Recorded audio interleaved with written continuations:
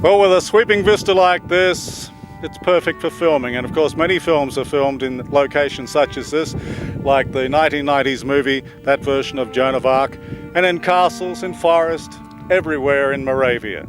Wonderful sets for film locations. In the Czech Republic there are more than 2,000 castles, and lots of them have fairy tales attached to them, and many have been made into movies for that reason. Very nice romantic stories. And of course they're more than that, they're real buildings, and they have many historical figures attached to them as well. And here in Moravia we have our share of them too. Just look at this. This is Bozov Castle. Once belonged to the Teutonic Knights. Of course they started well-intentioned with the Crusades, but became plunderers and murderers. But the castle itself, look at it. This is another castle which was attached to the Teutonic Knights. It was theirs. Sovereigns.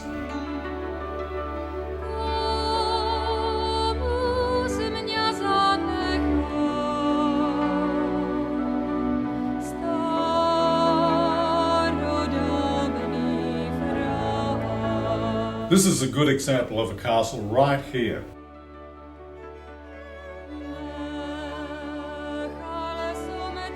I want you to walk in with me and see Sternberg Castle, dating back to the 13th century.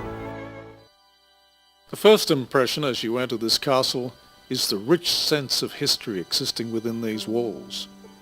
A place where nobles lived and worked, and where wars and violent religious conflicts disrupted those lives, with local political power brokers and town merchants having to choose sides between Catholic and Protestant military forces. The chapel in this castle is a wonderful example of Moravian Gothic architecture, dating from the late 14th century, also with examples of Moravian sculpture and painting.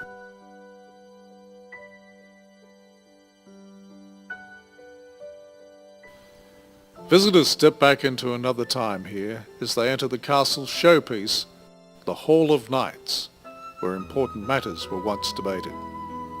There are traces here of the Italian Renaissance style and in other parts of the castle, reflecting the dominant Renaissance style of architecture and decoration that has survived the changing ownership through the centuries. The castle, we're told, was founded by Zdislav of Sternberg, along with the town of the same name. It's first mentioned in records from 1269. A century later, Albert of Sternberg, who had been the advisor to the Bohemian king and Holy Roman Emperor Charles IV, expanded the original castle. In a later period it became embroiled with the Hussite Wars, and was even occupied by these religious reformers for a short period in the 15th century. In 1538 a fire devastated much of the town and the castle. Swedish troops occupied the castle in the mid-17th century, and another fire in 1678 destroyed the upper part of the castle tower. Sternberg Castle passed to the Liechtenstein family in 1693 and was restored in the existing Renaissance style.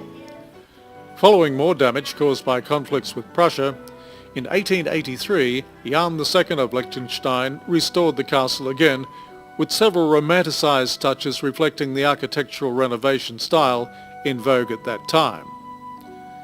The castle now has young people depict the romance of the calmer historical periods of the castle with flowery poetry recitals, such as this girl explaining how she's now preparing herself for a meeting with her handsome lover.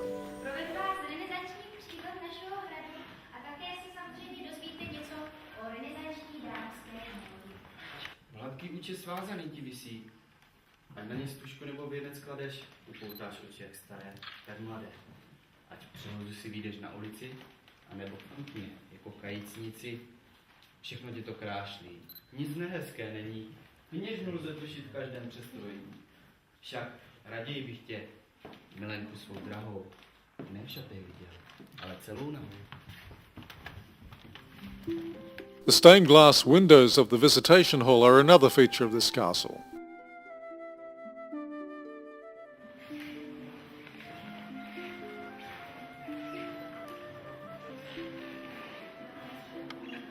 Impressive art items are also found in many of the rooms.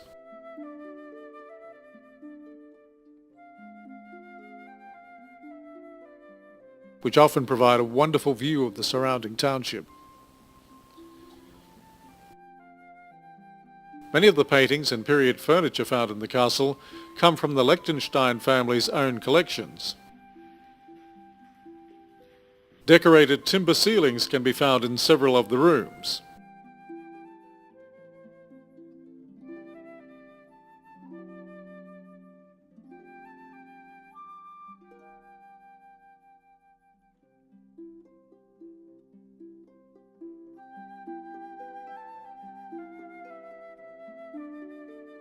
Renaissance tiled heating systems were installed in the bedrooms, and beds were covered with curtains to retain the warmth. This room provides a wonderful view of the town's main church.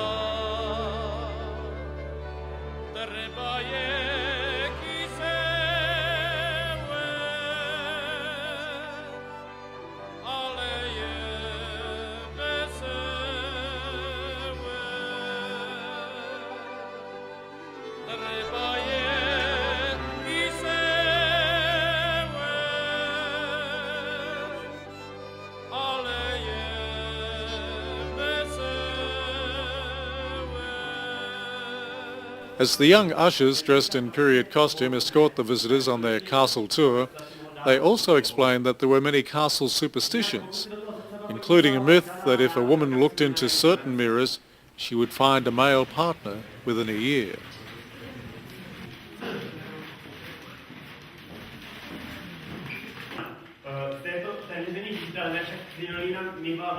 We're told that women dressed in wide crinoline dresses had some difficulty moving through narrow doorways and sitting on uncomfortable castle chairs.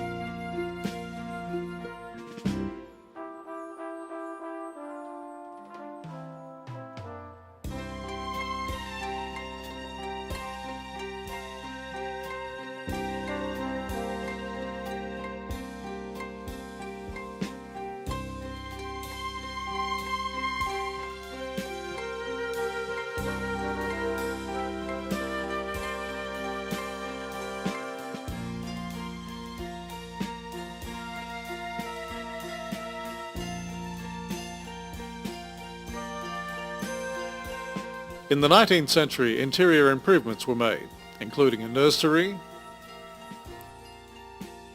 and, of course, modern plumbing and more spacious bathrooms.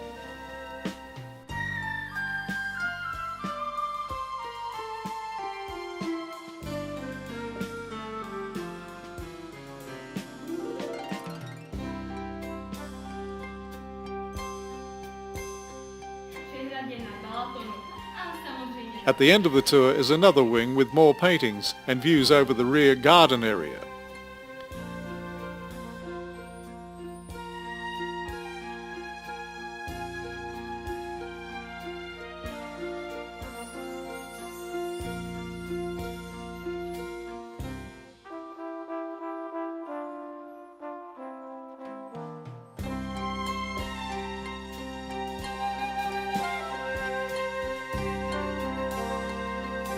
So this is the region, home to romantic castles, sweeping landscapes and small villages,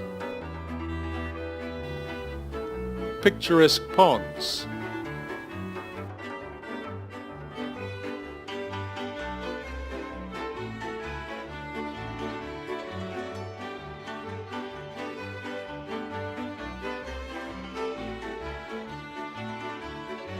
old monasteries,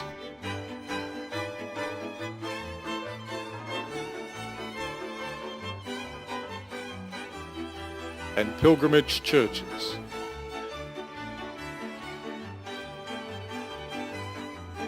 They're all part of summer in Moravia.